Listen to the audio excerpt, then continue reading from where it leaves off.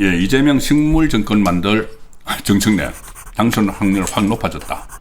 자, 왜 이재명 식물 정권을 만드느냐? 이제 또 다 아실 겁니다. 그리고 많은 분들이 우리 보수 우파 진영에 있는 많은 분들이 오히려 지금 김민석과 정청래의 당권 경쟁에서 정청래를 막 응원을 하죠. 정청래가 당권을 잡으면은 이재명은 바로 식물 정권이 된다. 랜덤에 빠진다. 그리고 이게 좀 더 진전이 되면은 좌파 안에서 이재명에 대한 재판 재개 또는 탄핵 요구까지 넣을 수가 있습니다. 상당히 급박하게 변할 겁니다. 8월 17일 날 정청래가 당대표가 되는 순간 엄청나게 변할 겁니다. 그래서 이재명은 그것을 막기 위해서 김민석을 내세우고 송영길을 이 페이스메이커로 또 같이 내세워가지고 송영길은 호남 사람이니까는 호남표를 가져가서 나중에 합치려고 하는데 이게 또 잘 안 된다는 그런 분석들이 나오고 있습니다. 지금부터 소개를 드리겠습니다. 일단 조금 전에 설명드린 리서치웨일 조사 하나 더 보여드리겠습니다. 뭐냐면 민주당 당대표 적합도 조사인데 지금 상당히 변화하고 있습니다. 그전에는 김민석이 앞서는 걸로 나왔는데 오늘 발표된 조사에서 정청래가 30%. 지금 이제 이 민주당 룰은 70%는 민주당 당원하고 대의원이고 30%는 일반 국민 여론조사죠. 그러니까 이제 일반 국민 여론조사는 이제 30% 차지하는데 이제 그 수치로 이렇게 보시면 됩니다. 일단은 이 정청래가 30%, 김민석이 25.7, 송영길이 7.8. 아직은 없음, 잘 모름 이쪽이 많죠. 그러니까 이것이 이제 싸움인데 정청래가 이 지난번 조사에 비해서 저 빨간 표시 12.6%가 치솟았습니다. 정청래가. 이 직전 조사에는 김민석이 26.4, 정청래가 17.4였는데 3주 사이에, 3주 만에 조사가 됐는데 3주 사이에 정청래 지지율이 12.6%포인트 확 뛰어오르면서 혼전 양상을 보이고 있다. 자, 이 분석이 재밌습니다. 정청래 지지율이 왜 이렇게 확 뛰어올랐느냐? 제가 말씀드린 대로 국민의힘 지지층이 정청래를 선택을 하고 있다. 정청래에게 응원을 보내고 있다. 자, 정청래가 이 당대표가 되면은 이재명 정권은 식물 정권이 돼서 이 이재명 정권의 폭주가 일단 멈출 수가 있다. 자, 그런 기대감이죠. 민주당 명청 갈등의 영향이 국민의힘 지지자들로 하여금 반 이재명 정서가 작용을 해서 정청래에게 선호하는 게 높게 나타나는 것으로 이게 다 분석이 됩니다. 그리고 이게 실제로 그전 조사에서 지난번에 17.4% 정청래 나온 조사에서는 이 국민의힘 지지자의 지지자 중에서는 13.8%만 정청래를 지지를 했는데 이번 조사에서는 32.9%를 지지를 했습니다. 확 뛰어올랐죠. 국민의힘 지지층이 정청래에게 이제 힘을 몰아주면서 확 뛰어올랐습니다. 물론 이제 투표 결과는 30%가 이제 반영이 되는데 그게 뭐 역시택 방지도 뭐 하는지 안 하는지 모르겠지만은 가장 중요한 것은 아직은 이 민주당 지지층이죠. 민주당 지지층이 좌우를 합니다. 여기서는 민주당 지지층에서는 김민석이 46.9% 여전히 우세합니다. 그런데 정청래가 민주당 지지층에서도 좀 상승세입니다. 지난번에 21.6이었는데 32.5, 민주당 지지층에서도 10.9%포인트까지 올랐다. 자, 그래서 지금 현재는 46.9 대 32.5. 근데 계속 이 상승세가 있다, 정청래는.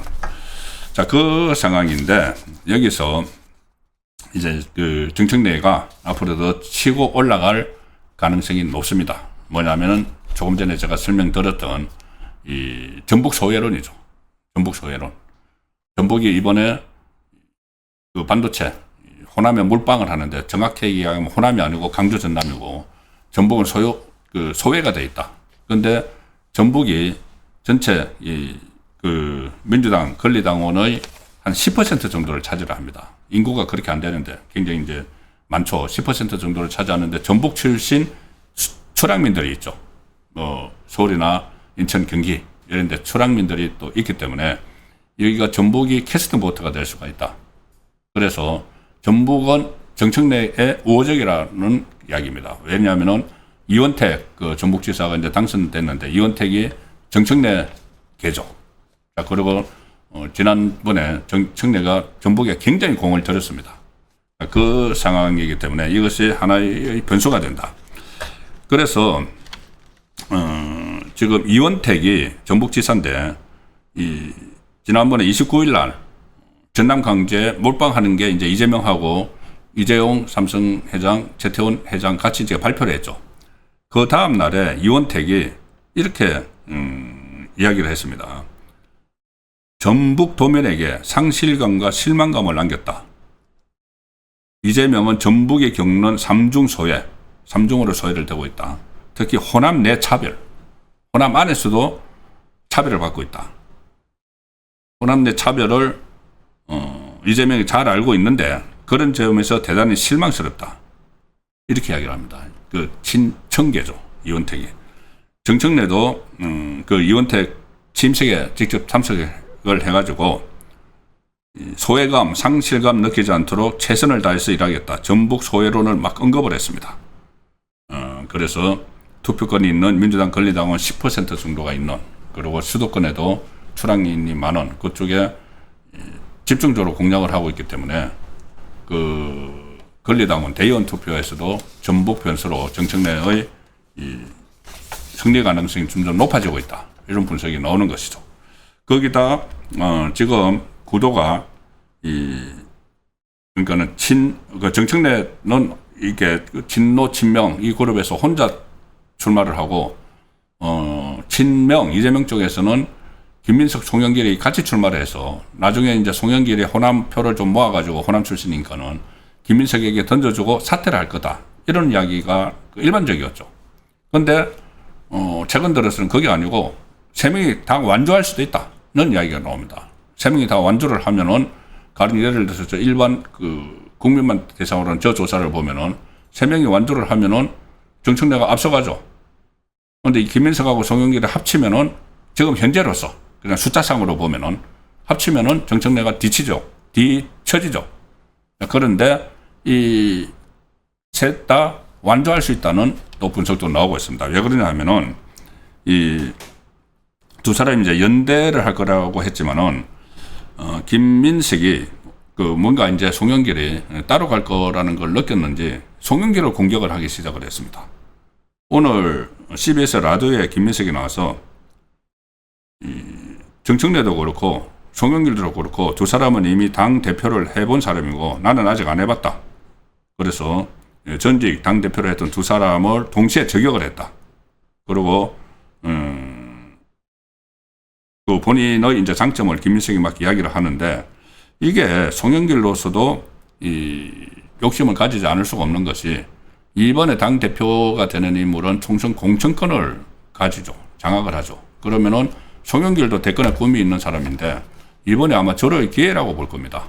그래서 본인이 다시 뭐 당권을 잡지 못하더라도 끝까지 완주를 해서 자기 세력을 이제 과세를 하는 그런 상황이 올 수도 있기 때문에 김민석, 송영길의 연대가 기정사실화는 아니다는 또 분석이 나오고 있어서 또 전북 소외론도 있고 이래저래 정청래 쪽에 지금 힘이 실리는 그런 양상이고 정청래가 당권을 잡으면은 정말 많은 일들이 일어날 겁니다.